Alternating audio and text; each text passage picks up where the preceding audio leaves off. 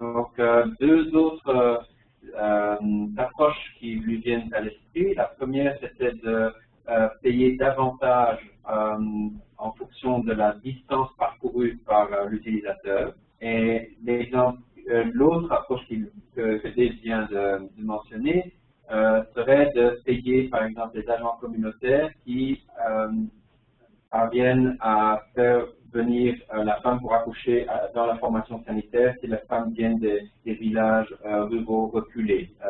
Et donc, Dave dit que le taux de fertilité est la plupart du temps plus élevé parmi les plus démunis. Donc, on peut s'attendre à un impact aussi au niveau santé publique. Je vais retourner aux questions, voir où on en est. Donc, on a répondu à la question de Rina. Rina aussi posait une autre question. Can providers be rewarded more for serving the poorest than for the highest income groups? Ideas for how to operationalize this. Donc, est-ce que les...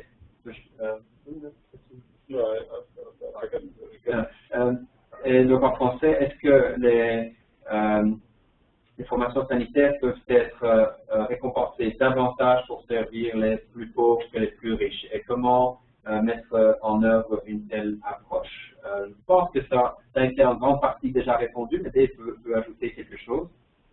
Well, for example, suppose that for an outpatient visit, you provide a provider a supplement of $1 for a person who is not poor and $2 for a person who is poor. Now, this is, let's suppose half of the population is poor and half is not poor. You would pay each provider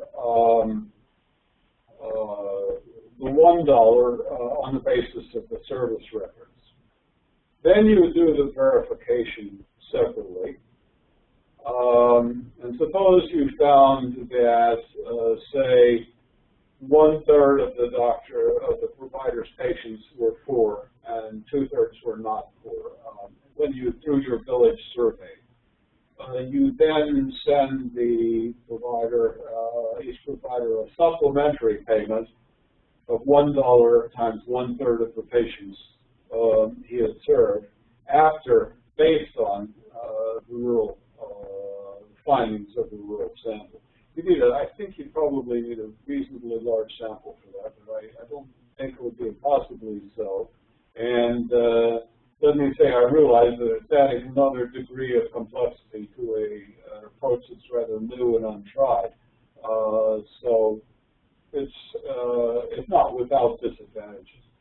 Donc, ce que Dave vient d'ajouter à la réponse qu'il avait déjà donnée auparavant, c'est que si, par exemple, on paye davantage de formation sanitaire pour les plus démunis et que la proportion des plus démunis serait estimée en utilisant l'approche qu'il a décrite dans son exposé, c'est-à-dire durant la vérification, il faudrait alors un mécanisme pour ajuster le paiement une fois que les résultats de cette vérification sont disponibles.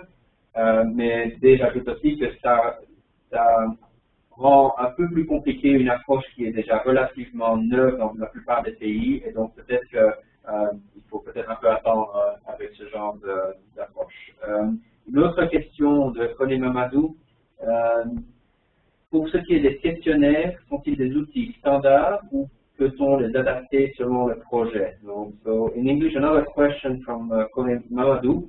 In terms of the questionnaires that are used, are those standard tools, or can we adapt them based on the project? Well, you can adapt them. The important thing is that the questions that you ask your program beneficiaries must be the same as the questions in your survey for the population as a large, or at least a subset of the questions.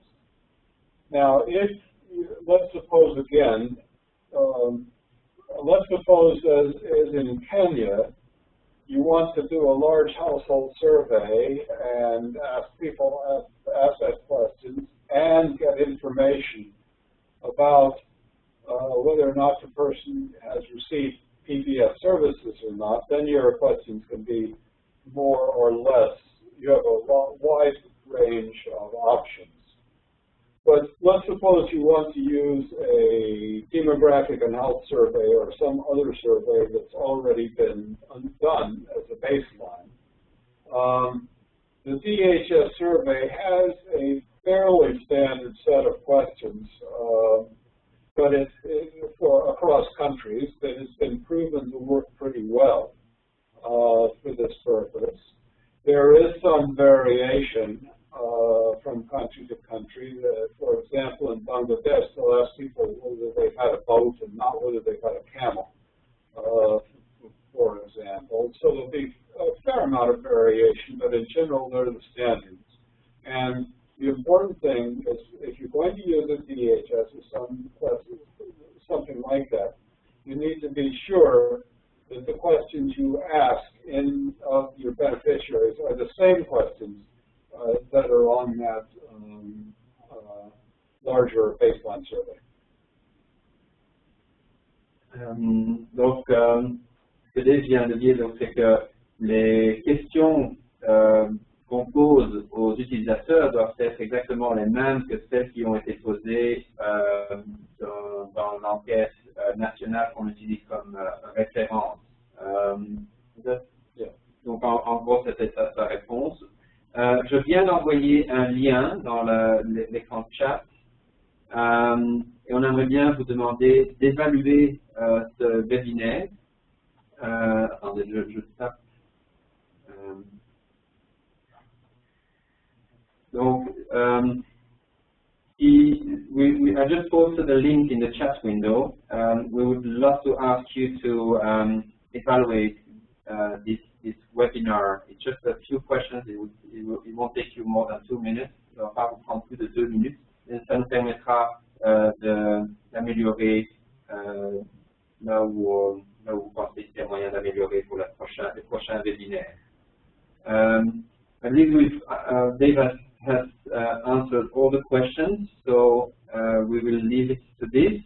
Just a reminder, the next webinar will be on Wednesday, July 11th, and it will be Abdo Yazbek, who is also well known throughout the equity community for his work.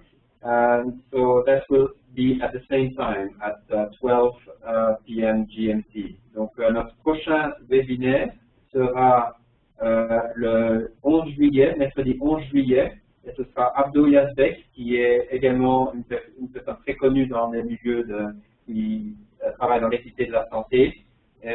Donc ce sera très intéressant comme webinaire, et ça démarrera à la même heure, donc à 12 heures GMT.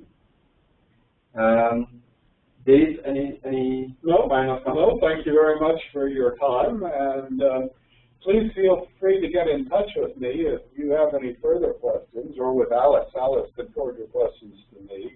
Be glad to correspond either by email, or we can talk by telephone, by Skype, at your convenience. Alex has my email address, so feel free to be in touch with him.